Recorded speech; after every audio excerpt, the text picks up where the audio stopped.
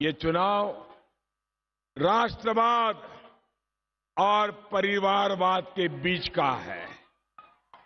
Nation first या family first, इसके बीच का चुनाव है। भाई और बहनों, कर्नाटक में इस परिवारवाद के प्रतीक है कांग्रेस और जेडीएस दोनों ही पार्टियां जनता से जितनी कटी हुई है, उतनी ही सिर्फ और सिर्फ अपने परिवार से जुड़ी हुई है। इनके लिए आपकी आवश्यकताएं,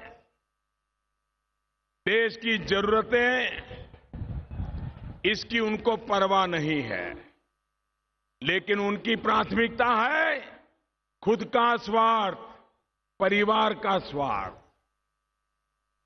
और उनका मिशन क्या है? उनका एक ही मिशन है, कमीशन। अब पहले कांग्रेस की अकेली सरकार थी तो मिस्टर 10% थे, याद है ना? मिस्टर 10%। हाँ, अब दो की जोड़ी बन गई तो 10% इनके और मिस्टर 10% दूसरे के। अब कर्नाटक का 20% चल रहा है।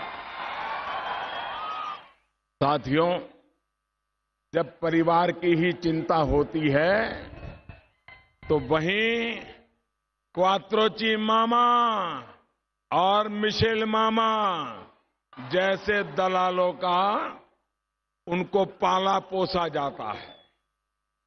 बॉफोर्स से लेकर हेलीकॉप्टर घोटाले जैसे पाप वहां किए जाते हैं। साथियों, कांग्रेस की करनी देखिए। वोट खरीदने के लिए अब उसने बच्चों और गर्भवती महिलाओं के हक का पैसा भी लूट लिया है। उसने इस लोकसभा चुनाव में एक और घोटाला कर डाला है, तुगलक रोड चुनाव घोटाला। मुझे वहां पर लगता है कि आपको ये तुगलक रोड क्या है मालूम नहीं है। बताऊं? दिल्ली में एक तुगलक रोड है, वहां एक बहुत बड़े नेता का घर है। तो ये पिछले दिनों तुगलक रोड चुनावी घोटाला हुआ है, बहुत बड़ा। आपने टीवी पर देखा कि नहीं देखा मुझे मालूम नहीं। यहां के अखबार वाले छापने की हिम्मत करते हैं कि नहीं मुझे पता नहीं। मध्य प्रदेश में जहां कांग्रेस की सरकार बने अभी कुछ ही महीने हुए हैं, वहां से सैकड़ों करोड़ रुपए चुनाव के लिए दिल्ली भेजे गए हैं। ये पैसे कुपोषण के शिकार बच्चों के लिए थे, मासूम बच्चों की भूख मिटाने के लिए थे। लेकिन कांग्रेस इतनी निर्दयी है कि उसने गरीब बच्चों के मुंह से निवाला भी छीन लिया। अब तक हम सुनते आए थे डिफेंस डील में कांग्रेस का पंजा, जमीन की डील में कांग्रेस का पंजा, पनडुब्बी की डील में कांग्रेस का पंजा, हेलीकॉप्टर की डील में कांग्रेस का पंजा। लेकिन अब तो मासूम बच्चों के खाने पर भी मासूम बच्चों की थाली लूटने का काम इन लोगों ने किया है। 5 साल से सत्ता से बाहर रहने वाली कांग्रेस कितनी भूखी है, ये आप भी देख रहे हैं। चुनाव आते जाते रहेंगे, लेकिन बच्चों की थाली छीनकर कांग्रेस ने जो पाप किया है वो कभी नहीं धुल सकता है। साथियों, इनकी सोच क्या है? किस सोच के साथ ये लोग सरकार चला रहे हैं, ये इनकी बातों से लगातार झलक रहा है। मैं कल मीडिया में देख रहा था,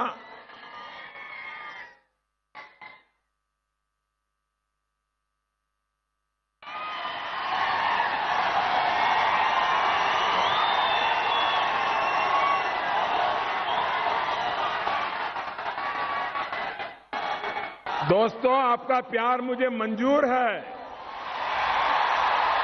लेकिन मुझे बोलने दीजिए तो मैं बोलूं, आप शांति रखोगे?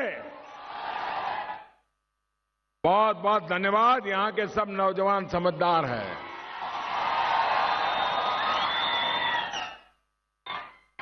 मैं कल मीडिया में देख रहा था कि कर्नाटक के मुख्यमंत्री ने कहा है कि हमारी सेना में वही लोग जाते हैं जिन्हें 2 वक्त खाना नहीं मिलता। ये कैसी सोच है कुमारस्वामी जी?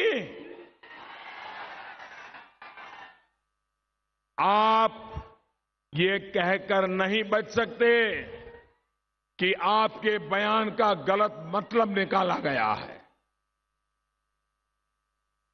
अब वहां है, खड़े रहने दो, अभी परेशान मत करो उनको।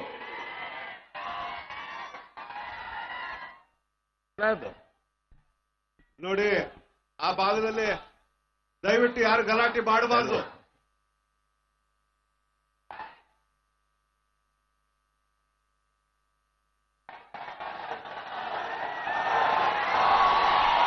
ಇಲ್ಲಿರುವಂತವ್ರನ್ನ ಕೈ ಜೋಡಿಸಿ आप ये कहकर नहीं बच सकते।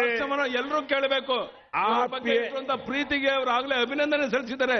ನಿಮ್ ಕೈ ಮುಗಿದಿನಪ್ಪ, ಯಾರು ಘೋಷಣೆ ಕೂಗಬೇಡಿ, ಅವ್ರ ಮಾತನ್ನು ಕೇಳಿ ದಯವಿಟ್ಟು ಯಾರು ಘೋಷಣೆ ಕೂಗಬೇಡಿ, ಯಾರು ಘೋಷಣೆ ಕೂಗಬೇಡಿ. आप जो मुझे देख नहीं पा रहे हैं, उनसे मेरी प्रार्थना है, मेरी आवाज सुन लीजिए। मैं बाद में फिर सामने आकर के आपको प्रणाम कर दूंगा। आप ये कहकर नहीं बच सकते कि मेरे बयान का गलत मतलब निकाला। आपने वही कहा है जो आपके दिल में है। देश की सेना का इतना बड़ा अपमान, भाइयों बहनों, मैं आपको पूछना चाहता हूं, क्या यहां के मुख्यमंत्री जी ने ये कहा है कि जिनको 2 टाइम खाना नहीं मिलता है वो सेना में जाता है? क्या ये हमारे वीर सैनिकों का अपमान है कि नहीं है? हमारे सुरक्षा बलों का अपमान है कि नहीं? ये इनको शोभा देता है क्या? क्या इससे वोट मांगोगे क्या? जो देश की सेवा के लिए जाते हैं, जो देश की सुरक्षा के लिए कुछ भी गुजरते हैं, कुछ भी कर गुजरते हैं, अरे शून्य से भी 40-45 डिग्री कम तापमान में बर्फी हवाओं को सहते हैं। रेगिस्तान में 50 डिग्री तापमान में जो जलते हुए सूरज को बर्दाश्त करते हैं, जो महीनों महीनों तक समंदर में तिरंगा लिए दुश्मनों को भटकने नहीं देते, उनके लिए ऐसे शब्द, ऐसी सोच? अरे डूब मरो देश की सेना का अपमान करने वाले। भाइयों और बहनों, देश के वीर सपूतों का तप, उनकी तपस्या ये लोग कभी नहीं समझ सकते। यही लोग हैं सोना का चम्मच लेकर के पैदा हुए हैं। 3-3 पीढ़ी से सत्ता संभाल करके बैठे हुए लोग देश के गरीब की, उसका सम्मान, उसकी इज्जत ये समझ नहीं सकते। भाइयों और बहनों, यही सोच है जिसकी वजह से जेडीएस, कांग्रेस और इनके महामिलावटी दल हमारे देश की सुरक्षा को कोई महत्व नहीं देते। यही सोच है जिसकी वजह से इनके हर रक्षा सौदे में कोई न कोई घोटाला होता रहा। यही सोच है जिसकी वजह से हमारे जवानों को ये खराब क्वालिटी के हथियार मुहैया कराते हैं। यही सोच है जिसकी वजह से हमारे वीरों को सीमा पर जरूरी सुविधाएं नहीं दी जाती। यही सोच है जिसकी वजह से बुलेट प्रूफ जैकेट तक देने में इन लोगों ने आनाकानी की। बरसों तक बुलेट प्रूफ जैकेट की मांग को ये लोग अनसुना करते रहे।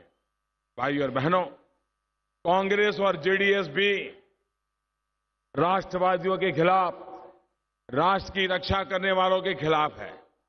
ये लोग भारत तेरे टुकड़े होंगे, ये जो नारा लगाते हैं, ये जो ख्वाब रखते हैं, इनके साथ खड़े रहने में उनको शर्म नहीं आती है।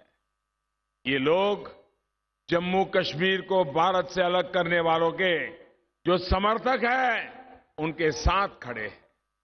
इनके पास सुल्तान के उत्सव के लिए पैसा है, लेकिन हम्पी के गौरव को याद करने के लिए उनके पास पैसे कम पड़ते हैं।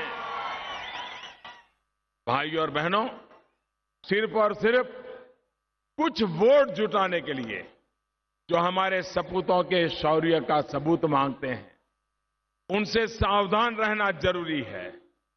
मोदी को नुकसान हो सिर्फ इसलिए पाकिस्तान के प्रोपेगेंडा को जो आगे बढ़ा रहे हैं, उनको सबक सिखाना जरूरी है।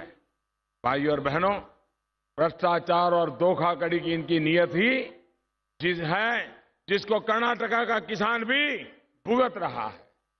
आज क्या कारण है कि कर्नाटका का ये बदखणजा पानी की बूंद के बीज के लिए तरस रहा है। तुंगभद्रा और अलामपट्टी जैसे बड़े डैम होने के बावजूद ये क्षेत्र इतना प्यासा क्यों है? 24 घंटे के भीतर सभी किसानों की कर्ज माफी का वायदा किया था। क्या हुआ उसका? साथियों, जो खुद वादा किया था वो तो पूरा नहीं किया। इस चौकीदार ने जो पीएम किसान योजना बनाई, उसका लाभ भी ये नहीं पहुंचाने दे रहे। देश में 3 करोड़ से अधिक किसान परिवारों के खाते में पहली किस्त पहुंच भी चुकी है, लेकिन यहां की सरकार किसानों के लिस्ट भेजने के लेकर भी इधर उधर करती रहती है। इसलिए अब की बार हमने एक बहुत बड़ा संकल्प लिया है। बीजेपी ने तय किया है कि 23 मई को जब फिर एक बार 23 मई को फिर एक बार 23 मई को जब फिर मोदी सरकार आएगी, तब कर्नाटका के सभी किसानों को इनके खाते में ये मदद पहुंचा दी जाएगी। इसका मतलब ये हुआ कि जिसके पास 5 एकड़ से ज्यादा जमीनें भी है, उसको भी अब इस योजना का लाभ मिलेगा।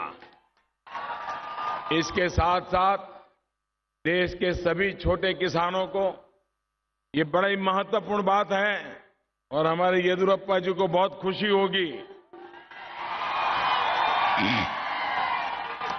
देश के